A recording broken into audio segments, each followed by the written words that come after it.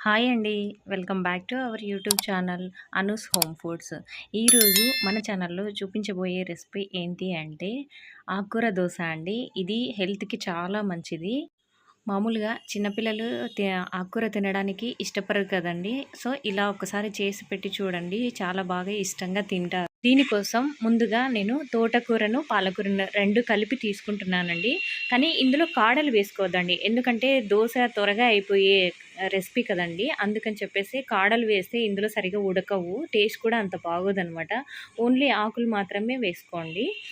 దీన్ని బాగా ఫైన్‌గా చాప్ చేసుకోండి. చిన్నగా కట్ చేసుకోవడం వల్ల ఇది దోస మీద వేసినప్పుడు త్వరగా మగ్గిపోతుందనమాట. చూస్తున్నారు కదండీ! వీడియోలో చూపిస్తున్నట్టుగా చాలా చిన్నగా చూడండి, ఇలా చిన్నగా కట్ చేసుకోవాలి. ఇది దోస బ్యాటర్ అండి. నేను ముందు రోజు ప్రిపేర్ చేసి పెట్టుకున్నాను. ఒకవేళ మీకు ఈ దోస బ్యాటర్ రెసిపీ లింక్ కావాలంటే డిస్క్రిప్షన్‌లో ఇస్తాను. ఒకసారి చెక్ చేయండి. ముందుగా దోస బ్యాటర్ని ఒక గిన్నెలోకి తీసుకుంటున్నానండి. దాంట్లో కొంచెం ఒక హాఫ్ టీ స్పూను సాల్టు, ఒక పావు టీ స్పూను బేకింగ్ సోడా, ఒక 1/4 గ్లాస్ వాటర్ యాడ్ చేస్తున్నానండి. యాడ్ చేసి ఈ మిశ్రమాన్ని అంతా బాగా కలుపుకుంటున్నాను.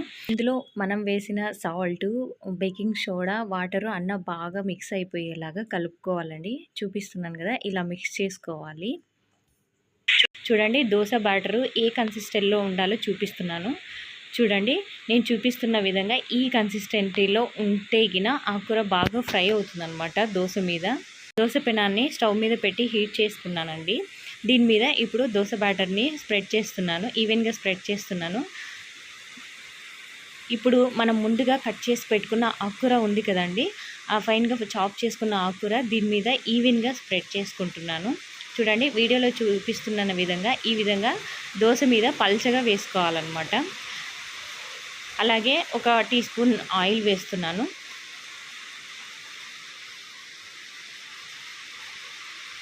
ఇప్పుడు దీన్ని మూత పెట్టి ఒక 2 నిమిషాలు లో ఫ్లేమ్లో ఫ్రై చేసుకోవాలండి. ఎందుకంటే ఆకుకూర కొంచెం ఫ్రై అవ్వాలి కదా, సో అందుకని మూత పెడుతున్నాను. ఈ మూత పెట్టడం వల్ల ఆకుకూర అనేది త్వరగా మగ్గిపోతుందన్నమాట.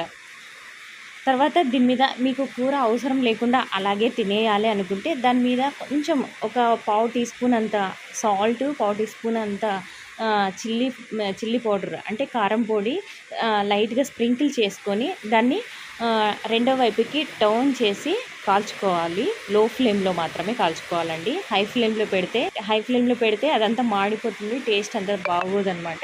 సో లో ఫ్లేమ్లో పెట్టే మనం కాల్చుకోవాలి. చూడండి, ఆకుకూర దోశ ఎంతో సింపుల్గా, ఎంతో త్వరగా రెడీ అయిపోయింది. చూడండి, ఆకుకూర కూడా ఎంత బాగా ఫ్రై అయిపోయిందో, త్వరగానే ఫ్రై అయిపోయింది. మీ అందరికీ నా తరపున ఒక చిన్న రిక్వెస్ట్ అండి. అందరూ చాలామంది వీడియోస్ చూస్తున్నారు కానీ సబ్స్క్రైబ్ చేసుకోవడం లేదు. ఈ వీడియో కనుక మీకు నచ్చినట్టయితే లైక్ చేసి, షేర్ చేసి, సబ్స్క్రైబ్ చేసుకోండి. Please have a nice day. Thank you.